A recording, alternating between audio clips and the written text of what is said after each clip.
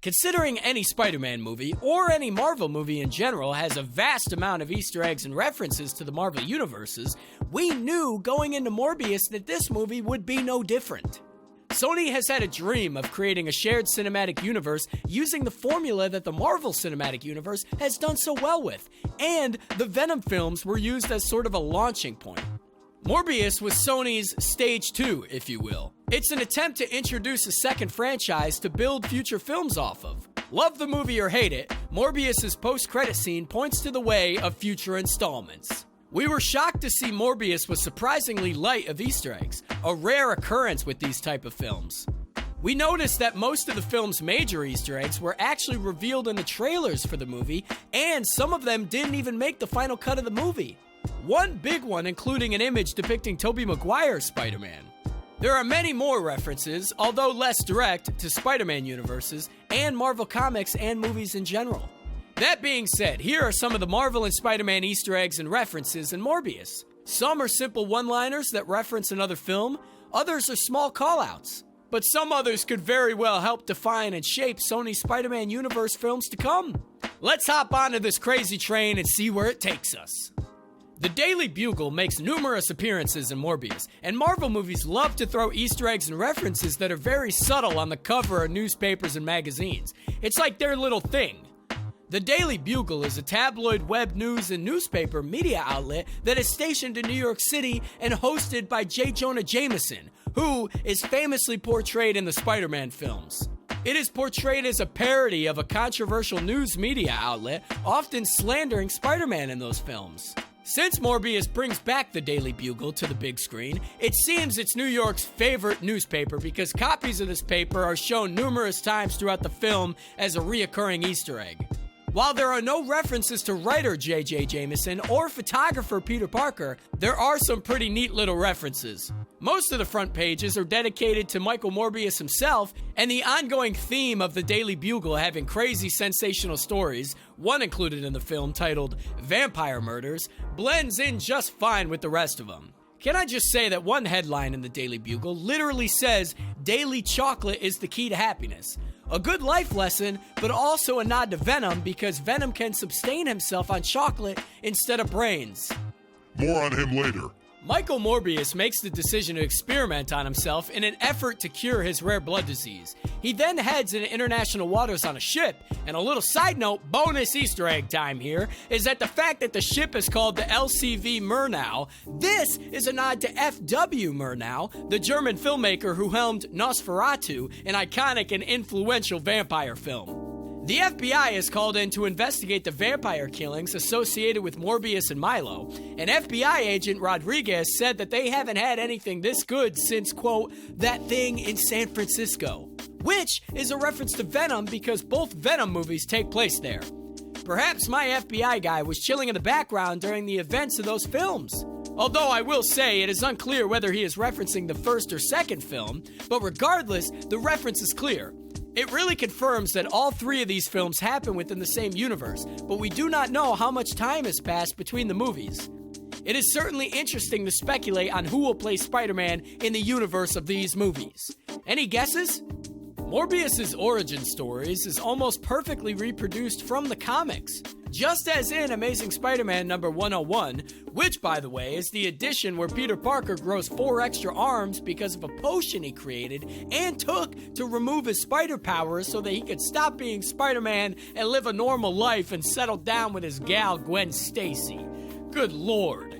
Michael Morbius conducts his illegal experiments and genetic experimentation while in international waters. They go badly wrong, however, and he preys upon the mercenaries staffing the vessel before the dawn comes. He is then flooded with rationalism and he begins to be overwhelmed with guilt and he leaps overboard in an attempt to perish in the sea waters, which obviously fails. Just like we talked about in the last entry. He accidentally turns himself into a vampire, and Michael Morbius finds himself torn between his human natures in monstrous ways, constantly tortured by his life-sustaining thirst. The comic book that's being referred to is wild. Just imagine a Spider-Man with 6 arms fighting up against a vampire.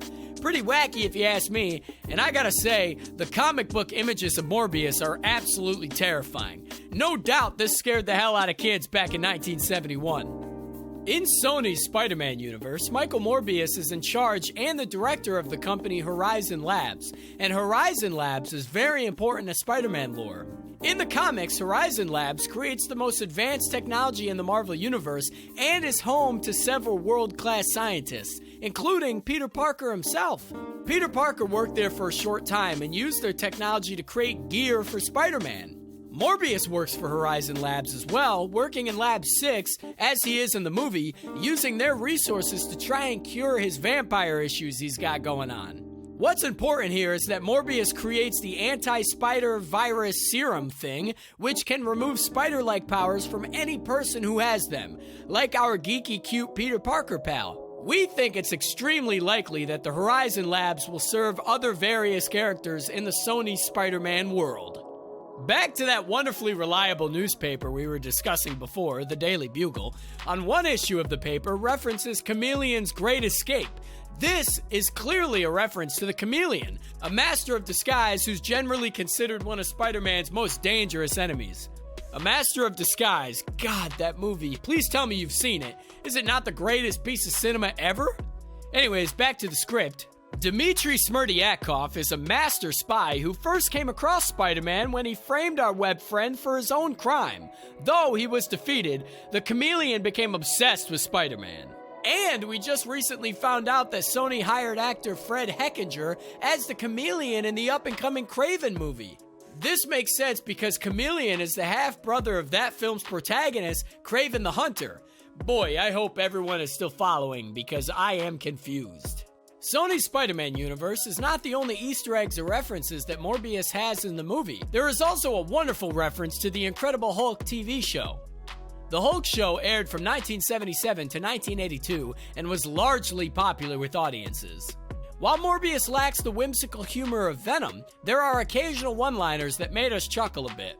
In the movie, when Michael Morbius is being questioned by the FBI over the death of a nurse who worked with him, Morbius is struggling with hunger issues and feels the craving for some good old-fashioned red stuff, not wine. Morbius utters to the officers, "You don't want to see me when I'm hungry," jokingly. Of course, this is a subtle little reference to Hulk's Bruce Banner's, "You wouldn't like me when I'm angry." Maybe he's just hangry. I guess it does make sense, because it suggests an out-of-control vampire, which is equivalent to the out-of-control angry Hulk persona. Another fantastic issue of the Daily Bugle, the tabloid newspaper, carries the tease, Black Cat, friend or foe? Which, side note, wasn't there an article somewhere along the timeline that said Spider-Man friend or foe? In the comic books, Felicia Hardy is a sneaky thief and cat burglar. What does cat burglar even mean? She inherited her father's mantle as the Black Cat, and she has kind of an ambiguous relationship with Spider-Man. They've been brutal, bitter enemies, they've been allies, they've even been lovers. Good lord, who hasn't Spider-Man hooked up with? He's quite the ladies' man. Sony's long been interested in bringing back the character Black Cat to the big screen. With Felicity Jones cast as Felicia in The Amazing Spider-Man 2, where she played Harry Osborn's assistant, even though many of her scenes were cut, which is tragic. More recently, Sony planned to make a Silver and Black movie starring the Black Cat and Silver Sable. But unfortunately, that was canceled. That is very sad. Martine Bancroft's story has been changed significantly in the movie. In the comics, Morbius kept his rare blood disease a secret from his girlfriend, and she only learned about the truth after he turned himself into a vampire. After the big final battle between Morbius and Milo, it looks like we've said goodbye to Martine Bancroft. After she is fatally attacked by Milo, how dare he? Morbius takes a sweet little drink from her before she perishes, as she wants him to make it meaningful, unaware that it will actually turn her into a vampire. Of course, we all know the vampire rules. We see her eyes open when Morbius flies away after putting Milo down once and for all. Deep lore and comic book fans will know that Martine undergoes a similar vampire transformation deep in the pages of The Amazing Spider-Man. Impressed by Morbius' genius, Dr. Nichols offers to send his ward to a school for gifted children. It's an amusing X-Men Easter egg because of the fact that Professor X is noted for running Xavier's School for Gifted Youngsters, a fantastic school that trains young mutants in controlling their powers and help foster a family-friendly human-mutant relationship. This doesn't necessarily mean that Professor X and the X-Men exist in this Spider-Man universe, or Michael Morbius went to the school with the members of the X-Men. Sometimes these little Easter eggs just are nods to previous films and lore. Regardless, it's a neat little reference to the X-Men that doesn't seem to get as many references in the Marvel movies of today. And the final one, we've known from the trailer for Morbius that Adrian Toomes, also known as the Incredible Vulture, would be making an appearance in the movie, but we found out that he only makes an appearance in 2 end credit scenes. I feel so cheated.